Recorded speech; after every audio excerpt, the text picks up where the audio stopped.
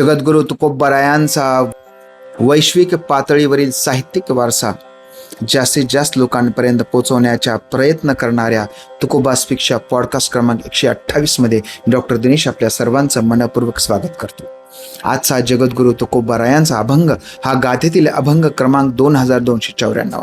हा अभंग असा आहे: डोळ्यांमध्ये जैसे कणू अनु तेही न समाये, तैसे शुद्ध करी हित नका चित्त बाटू. आपुल्याचा कळवळा अनिका बाळावरी न ये, तुका म्हणे बीज मुडा तैशा चाडा पिकाच्या. डोळ्यामध्ये जैसे कणू अनु तेही न समाये. बघा महाराज त्यांचं चिंतन आणि त्यांचा अभ्यास किती आहे. डोळ्यामध्ये जैसे कणू, डोळ्यात एखादा कण गेला कशाचा तर कसं होतं, डोळ्याला पाणी येतं, आपल्या जीवाचा तिळपापड होतो. कसं करू, काय करू, कसं करू, काय, परिस्थिती अतिशय वाईट होते. मग तो कितीही बारीक असेल, अणु तेही न समाये. अणुसारखा एकदम छोटा, म्हणजे सर्वात छोटा या विश्वातला कण म्हणजे अणु. ह्या अणु एवढा जरी कण डोळ्यात गेला तर तोही सामावून घेऊ शकत नाही. अशी परिस्थिती माणसाची असते.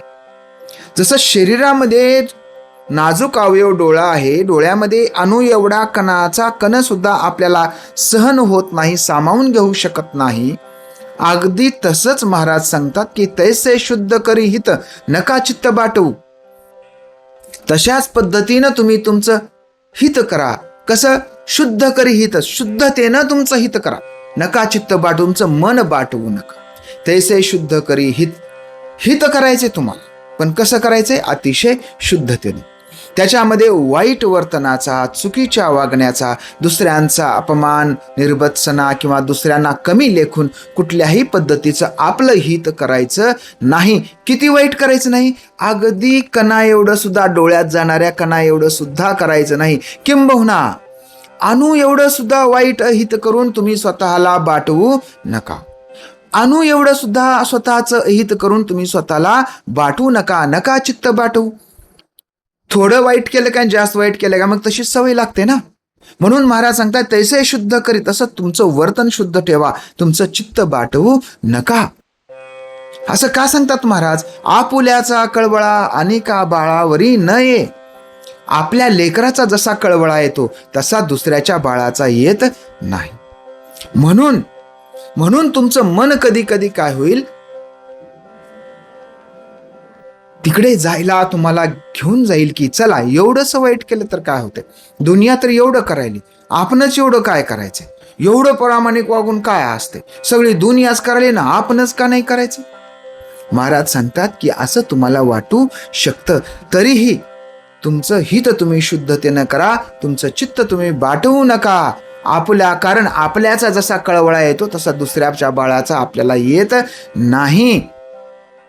तुका म्हणे बीज मुडा जैशा चाडा पिकाच्या. महाराज सांगतात की बीज मुडा, जसं बीज असतं तशाच पद्धतीच्या चाडा काय होतात, पिकाच्या आपल्याला मिळत असतात. म्हणजे जर तुम्ही चांगुलपणाचं बी तुमच्यामध्ये रोवलं असेल तर चांगुलपणाचीच फळं तुमच्यातून बाहेर. तुम्ही जर अशा थोड्याशा प्रलोभनासाठी बळी पडलात आणि थोडंसं वाईटपणा तुमच्यामध्ये जर तुम्ही घातला तर पुन्हा तशाच पद्धतीचा आउटपुट सुद्धा तुम्हाला मिळणार आहे. म्हणून महाराज सांगतात की आपलं आचरण आपण कसं ठेवलं पाहिजे.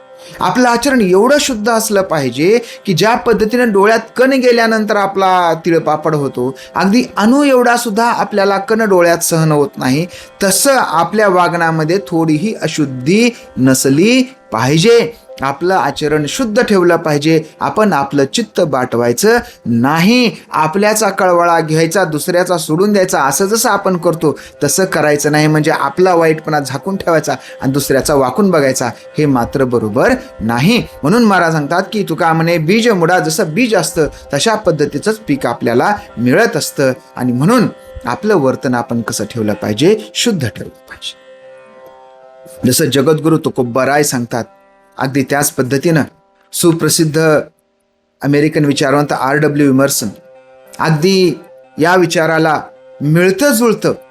म्हणजे कसं? महाराज सांगतात आचरण शुद्ध ठेवा, म्हणजे आपलं कॅरेक्टर मेंटेन करा. कॅरेक्टर आपण जपलं पाहिजे. आणि कॅरेक्टर किती महत्वाचं आहे हे R.W. इमर्सन यांच्या एका सुप्रसिद्ध व्याख्यानामध्ये त्यांनी सांगितलेलं आहे. द अमेरिकन स्कॉलर नावाचं त्यांचं जे व्याख्यान आहे ते व्याख्यान अतिशय प्रसिद्ध आहे. 1837 मध्ये R.W. इमर्सन अमेरिकन विद्यार्थ्यांना संबोधित करत आहे. आणि अमेरिकन स्कॉलर कोण आहे, अमेरिका कशी महान बनणार आहे आणि काय पद्धतीनं अमेरिकन स्कॉलर्सनी वागलं पाहिजे हे या ठिकाणी इमर्सन आपल्याला सांगताना दिसतात. काय सांगतात इमर्सन सांगतात वागणं किती महत्वाचं, आपलं वर्तन किती महत्वाचं आहे, त्याला जीवनात किंवा आपल्या या समाज जीवनात किती महत्व दिलं पाहिजे हे इमर्सन या ठिकाणी सांगतात. त्यांचं हे भाषण आजही संपूर्ण जगामध्ये विश्वामध्ये ऐकलं जातं, वाचलं जातं. तर ते लिहितात की character is higher than intellect. A great soul will be strong to live as well as think. Character is higher than intellect म्हणजे तुमच्या बुद्धिमत्तेपेक्षा, तुमच्या कार्यक्षमतेपेक्षा, तुमच्या शौर्यापेक्षा, तुमच्या कर्तबगारीपेक्षा सुद्धा जास्त महत्वाचं काय आहे, तुमचं कॅरेक्टर आहे, तुमचं चारित्र्य आहे. किती मोठी गोष्ट इमर्सनने सांगितलेली आहे. खूप मोठं ते व्याख्यान आहे, अगदी ऐकण्यासारखं आहे. 2 तास त्याच्यातच जातील. तर त्याचा मतेदार तुमचं चारित्र्य हे तुमच्या यशापेक्षा, तुमच्या इंटेलेक्टपेक्षा, तुमच्या बुद्धिमत्तेपेक्षा महत्वाचं.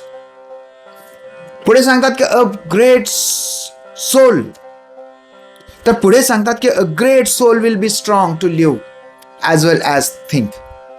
जे महान आत्मा आहे, जे शुद्ध आत्मा आहे, ज्यांनी स्वतःचं कॅरेक्टर सांभाळायला आहे, स्वतःचं चारित्र्य सांभाळायला आहे, अशी जे व्यक्ती आहेत, हे असे व्यक्ती एवढे जगण्यासाठी सक्षम असतात, स्वतःच्या आणि समाजाच्या हिताच्या दृष्टीनं सुद्धा, की तुम्ही जेवढा विचार कराल तर.